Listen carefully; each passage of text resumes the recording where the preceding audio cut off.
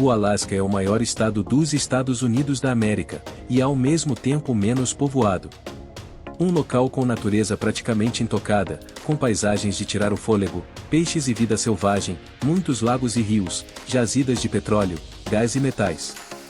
Um verdadeiro tesouro.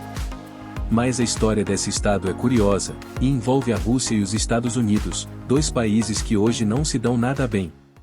O Alasca antes de pertencer aos Estados Unidos foi controlado pela Rússia, mas acabou vendendo para os americanos a um preço extremamente baixo. Essa foi uma das melhores compras já realizada, se não a melhor. Temos mansões hoje em dia que valem muito mais, mesmo que o valor pago naquela época seja corrigido para os dias de hoje. Não é por acaso que o estado do Alasca não tem conexão direta com o restante dos Estados Unidos. No século XVI o território da Rússia não era como conhecemos hoje, era bem menor. Mas os russos avançaram sobre o território da Sibéria em busca do lucrativo comércio de peles, um desejo de expandir a fé cristã ortodoxa, e a adição de novos contribuintes e recursos ao império. No século XVIII a primeira marinha da Rússia é criada e a expansão para o leste começa. Vitus Bering atravessou com sucesso o Estreito de Bering, nome dado em sua homenagem, chegando nas terras que hoje é o Alasca. Esse foi o primeiro passo do controle russo na região. Mas manter a presença na região não foi fácil. Os russos no Alasca enfrentaram a realidade de estar a meio globo de distância de São Petersburgo, a capital do império na época, tornando as comunicações um problema-chave. Além disso, o Alasca era muito ao norte para permitir uma agricultura significativa, e, portanto, desfavorável como um lugar para enviar um grande número de colonos. Depois de algumas décadas os russos começaram a questionar seriamente de poderiam continuar sua colônia no Alasca. A colônia não era mais lucrativa depois que a população de lontras marinhas foi dizimada. Havia ainda o fato de que o Alasca era difícil de defender, e a Rússia estava com pouco dinheiro devido aos custos da guerra na Crimeia. Depois de analisar todas as suas opções, o governo russo concluiu que tinha pouca escolha a não ser vender sua colônia americana.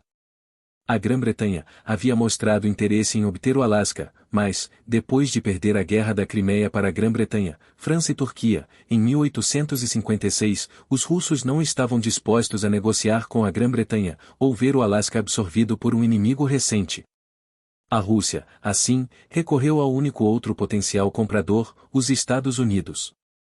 A Rússia ofereceu o território aos Estados Unidos em várias ocasiões, mas a Guerra Civil Americana levou ao adiamento das discussões. Mas em 1867, americanos e russos chegaram a um acordo. O valor pago foi de 7,2 milhões de dólares. A princípio parece ser um valor alto, já que era 1867, mas corrigindo o valor para o ano de 2024, o valor pago foi equivalente a aproximadamente 152.790.000 dólares. Hoje em dia tem mansões que valem muito mais que isso. Só para ter uma ideia da pechincha que foi paga, o Alasca tem aproximadamente 1.723.000 km². Para os valores de hoje o quilômetro quadrado saiu por aproximadamente 89 dólares. 89 dólares para cada quilômetro quadrado de uma região cheia de recursos naturais. É compreensível que a Rússia não estava em um bom momento, e que estavam em 1867, bem diferente a necessidade por recursos naturais em comparação com os dias de hoje, mas o valor pago pelos Estados Unidos foi surpreendente.